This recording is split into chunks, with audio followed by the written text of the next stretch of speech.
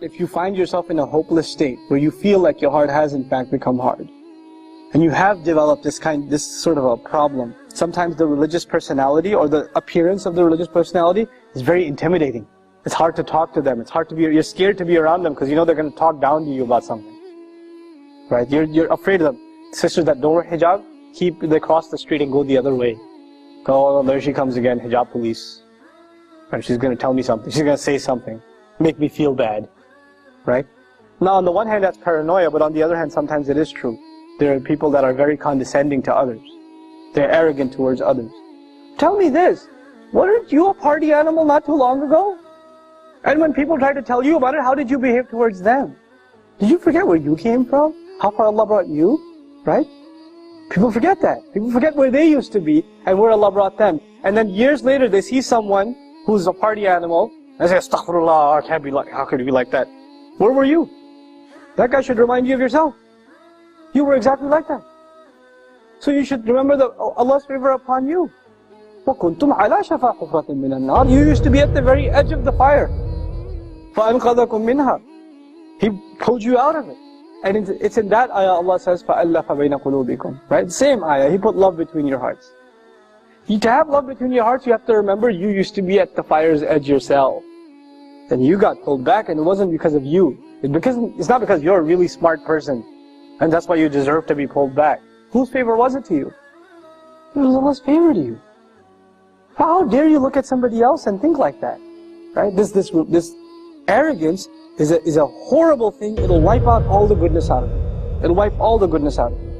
And it is most of the time our youth who end up into heated debates about whatever, if it's a theology issue, if it's a fiqh issue, if it's an MSA presidency, I don't care what the issue is. Doesn't even matter. You know usually what the root problem of the debate is? It's ego.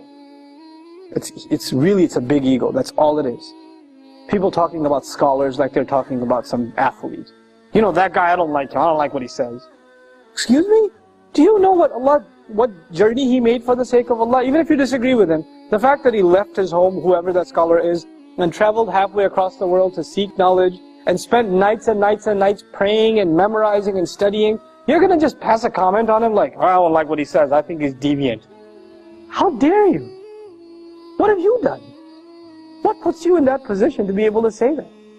And you know, if you disagree with a Muslim and you think they're wrong, what should be your first attitude towards them? You should pass a verdict on them that they're headed to hell, or should you genuinely be concerned for them? And if you were genuinely concerned for them, you wouldn't talk to anybody else about them. Who would you talk to? Themselves. You would go and talk to themselves. If there was sincerity in you, you would address your concerns to them, not to anybody else. But this shows lack of sincerity. This shows ego. This shows you've got your team, you're rooting for your side, and you're just gonna make comments about the other. That's immature, arrogant, egotist. This is what it is.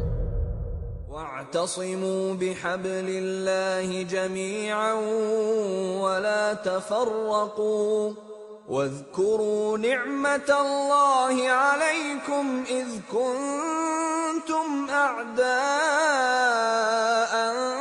فألف بين قلوبكم فأصبحتم بنعمته